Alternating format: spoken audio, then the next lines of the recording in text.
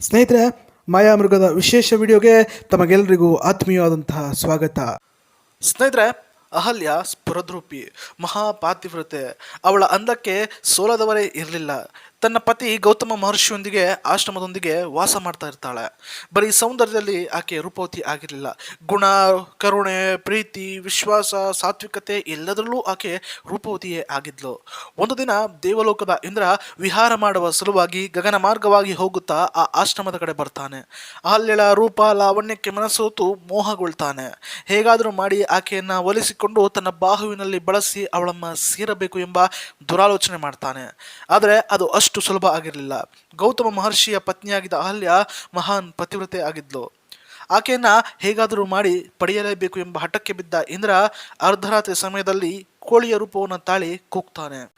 ಗೌತಮ ಮಹರ್ಷಿಗಳು ಪ್ರತಿನಿತ್ಯ ಸಂಧ್ಯಾ ವಂದನೆ ಮಾಡಲು ಅದೇ ಸಮಯಕ್ಕೆ ತೆರಳುತ್ತಾ ಇದ್ರು. ಇಂದ್ರ ಮಾಡಿದ ಕುತಂತ್ರದಿಂದಾಗಿ ಪ್ರಾಯಶಃ ಬೆಳಗಾಗಿರಬಹುದು ಎಂದು ಸಂಧ್ಯಾ ವಂದನೆ ಮಾಡಲು ಗೌತಮ ಮಹರ್ಷಿಗಳು ನದಿಗೆ ಹೋಗ್ತಾರೆ.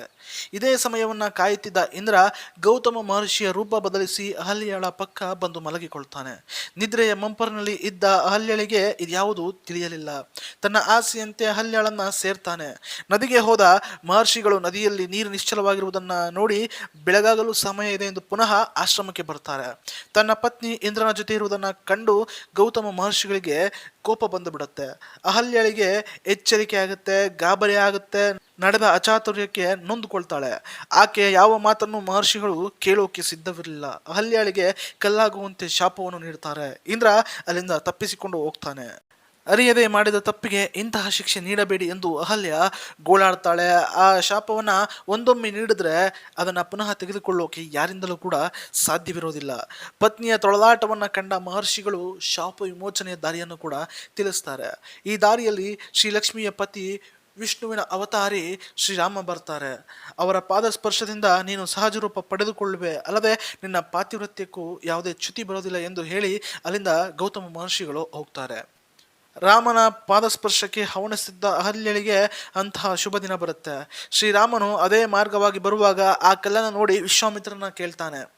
ವಿಶ್ವಾಮಿತ್ರನು ನಡೆದ ಎಲ್ಲವನ್ನು ಕೂಡ ಹೇಳ್ತಾರೆ. ವಿಶ್ವಾಮಿತ್ರರ ಆಜ್ಞೆಯ ಮೇರೆಗೆ ತನ್ನ ಪಾದಸ್ಪರ್ಶವನ್ನ ಆ ಶಿಲೆಗೆ ಶ್ರೀರಾಮ ಮಾಡ್ತಾನೆ. ಅಲ್ಲಿಗೆ ಅಹಲ್ಯಳ ಶಾಪ ವಿಮೋಚನೆ ಆಗುತ್ತೆ. ಶ್ರೀರಾಮನ ದರ್ಶನ ಪಡೆದು ಮತ್ತೆ ಆಶ್ರಮಕ್ಕೆ ಅಹಲ್ಯ ಮರಳ್ತಾಳೆ. ಇಂದ್ರನ ಕುತಂತ್ರದಿಂದ ಅಹಲ್ಯಳ ಬದುಕು ಕಷ್ಟಕ್ಕೆ ಸಿಲುಕಿಕೊಂಡಿತ್ತು. ಇಂತಹ ಅದೆಷ್ಟೋ ಇಂದ್ರರು ವಾಸ್ತವಿಕ ಪ್ರಪಂಚದಲ್ಲೂ ಕೂಡ ಇದ್ದಾರೆ. ಅಂಥವರಿಗೆ ತಕ್ಕ ಶಿಕ್ಷೆ ಆಗಬೇಕು ಎಂದು ಹೇಳ್ತಾ ಈ ವಿಡಿಯೋವನ್ನು ನಾನು ಇಲ್ಲಿಗೆ ಮುಗಿಸ್ತಾ ಇದ್ದೀನಿ. ನಮಸ್ಕಾರ. ಈ ವಿಡಿಯೋ ನಿಮಗೆ ಇಷ್ಟ ಆಗಿದ್ರೆ ನಮ್ಮ ಚಾನಲ್ನ ತಪ್ಪದೆ ಸಬ್ಸ್ಕ್ರೈಬ್ ಮಾಡಿ ಹಾಗೂ ಬೆಲ್ ಬಟನ್ ಪ್ರೆಸ್ ಮಾಡಿ.